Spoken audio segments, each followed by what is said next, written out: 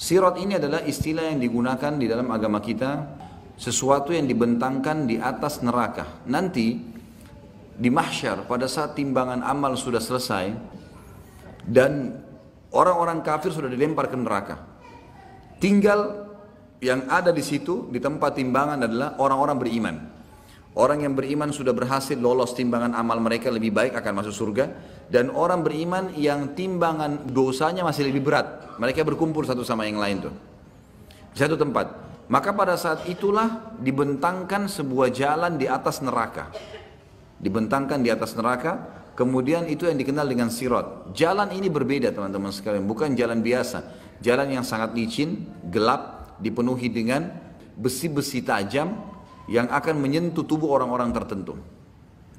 Di kiri kanan sirat akan ada malaikat yang siap untuk memotivasi orang-orang beriman untuk lewat. Yang sisi yang kanan, sisi yang kirinya akan menjatuhkan orang yang layak untuk jatuh. Dan ingat, yang lewat di atas sirat adalah orang-orang beriman. Tapi dua golongan, orang beriman yang lolos masuk surga karena di ujung neraka ada surga. Nanti setelah ditimbang amal kita akan lihat surga tuh, tapi jauh. Kita harus lewatin neraka, nggak bisa enggak. Ma minkum illa wariduha, tidak ada seorang pun kalian kecuali akan melaluinya. Kata ulama tafsir adalah yang maksud orang-orang beriman. Kita akan lewatin neraka, pasti lewat, dan kita akan melihat bagaimana neraka itu. Panasnya akan kelihatan, teriakan orang, siksaan dan segalanya itu dibentangkan di atasnya.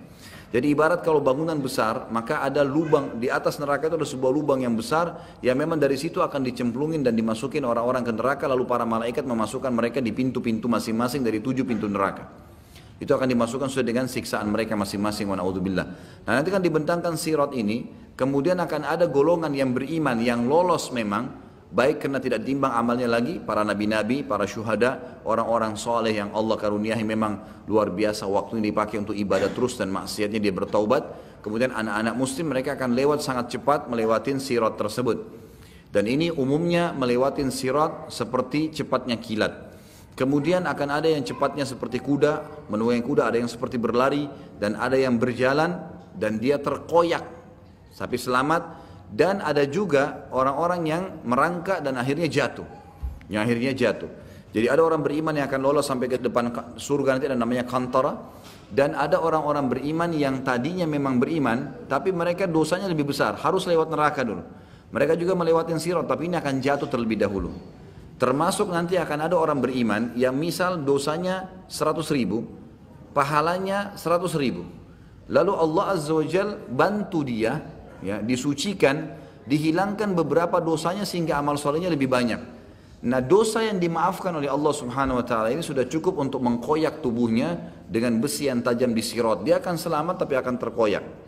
Itu semua punya dalil. Kita akan jelaskan dalilnya. Dimulai dari surah Yasin ayat 66. A'udzubillahi minasyaitonirrajim. Walau nasya'u latamasna 'ala a'yunihim fastabaqus sirata fa anna yubsirun. Allah menceritakan tentang sirat itu. Jikalau kami menghendaki pastilah kami hapuskan mata mereka, lalu mereka berlumba-lumba mencari jalan, maka bagaimana mereka bisa melihatnya? Saksi bahasan fastabaqus sirat. Pada saat mereka mau lewatin sirat, Allah Subhanahu wa Ta'ala bisa hilangkan pandangannya. Sebagian ulama tafsir mengatakan dimaksud adalah mereka gelap, tidak bisa lihat sirat itu. Sebagaimana dijelaskan dalam sebuah hadis, sirat adalah jalan dibentangkan di atas neraka Jahannam. Allahu a'lam berapa panjang, karena neraka Jahannam ini luar biasa luasnya. Dan itu gelap dan sangat licin. Kita dengarkan penjelasan Nabi SAW di dalam hadis yang cukup panjang. Hadis ini riwayat Imam Muslim. Abu Hurairah meriwayatkan sabda Rasulullah SAW, Allah akan mengumpulkan manusia lalu kaum mukminin berdiri hingga surga berada di dekat mereka, kelihatan surga. Ini orang mukmin yang lolos masuk surga nanti, atau ada orang mukmin yang masuk neraka dulu, semuanya akan berdiri hingga surga berada di dekat mereka atau kelihatan oleh pandangan mereka. Lalu mereka mendatangi Adam seraya mengatakan, wahai bapak kami, mohonlah kepada Allah agar dibentangkan surga, bukakan surga itu.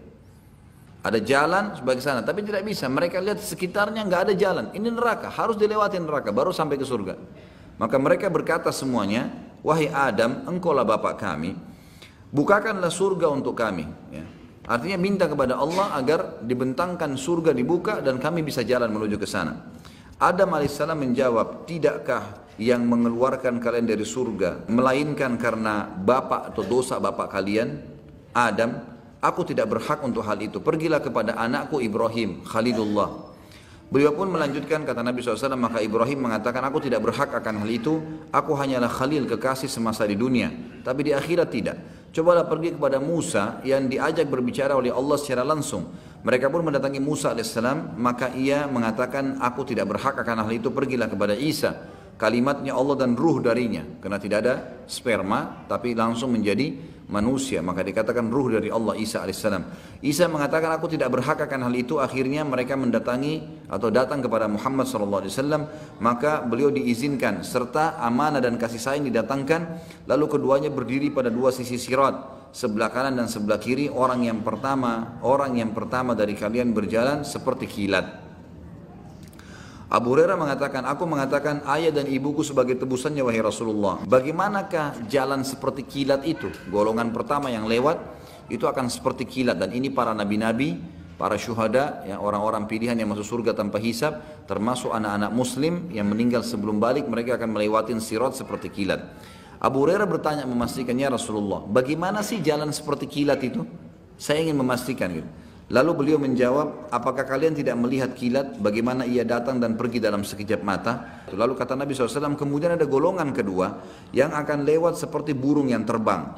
Dan ada yang ketiga seperti laki-laki yang berjalan cepat. Amal-amal mereka lah yang menjalankan mereka sesuai dengan keadaan tadi. Kalau amalnya luar biasa, mereka seperti kilat. Kalau mereka amalnya sedang, maka ada seperti tadi burung yang terbang, ada yang seperti berlari dan seterusnya. Sedangkan Nabi SAW, sedangkan Nabi kalian berdiri di atas sirat. Nabi Muhammad SAW akan berdiri di atas sirat dengan hikmah Allah. Seraya berucap, wahai Rabb, selamatkanlah, selamatkanlah, hingga amal-amal hamba menjadi lemah. Jadi ada orang-orang yang lemah amalnya, maka mereka tidak mampu. Sampai seseorang datang tapi tidak kuasa berjalan kecuali dengan merangkak. Di kedua sisi sirat terdapat besi-besi runcing yang tergantung, serta diperintahkan supaya merengut siapa yang diperintahkan kepadanya.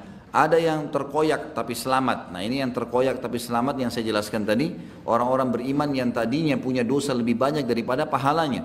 Ya, tetapi dosanya dimaafkan oleh Allah. Misal 100.000 dosa dengan 100.000 pahala. Diampunilah beberapa dosanya sehingga pahalanya lebih berat dan akhirnya dia lolos ke surga. Tapi karena ada dosa tadi yang berimbang itu, atau ada dosa yang lebih dan dimaafkan, ini sudah cukup membuat mereka terkoyak, tapi mereka selamat. Terkoyak dalam arti kata mereka luka dengan besi-besi yang tajam. Wa na'udzubillah. Mudah-mudahan tidak termasuk ini, kita termasuk orang-orang yang awal masuk surga tanpa hisab.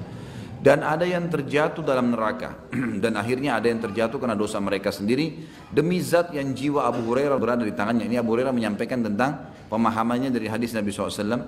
Demi zat yang jiwa Abu Hurairah ada dalam tangannya, sesungguhnya dasar neraka itu sedalam 70 musim atau 70 tahun. Hadis ini riwayat Imam Muslim.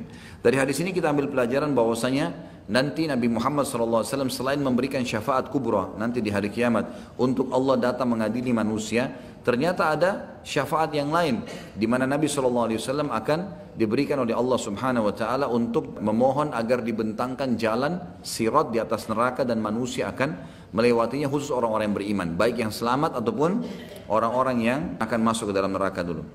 Riwayat yang lain adalah riwayat Tabarani dengan sanad hasan. Ibnu Mas'ud radhiyallahu anhu mengatakan, sirat dipasang di atas neraka Jahannam seperti ketajaman pedang keras, licin lagi menggelincirkan. Di atasnya terdapat besi-besi runcing dari neraka yang menyambar. Ada yang berpegangan lalu jatuh di dalamnya dan terpelanting. Di antara mereka ada yang berjalan seperti kilat dan tidak lama kemudian ia selamat. Ada yang seperti kuda yang berlari, ada juga orang yang seperti manusia yang sedang berlari.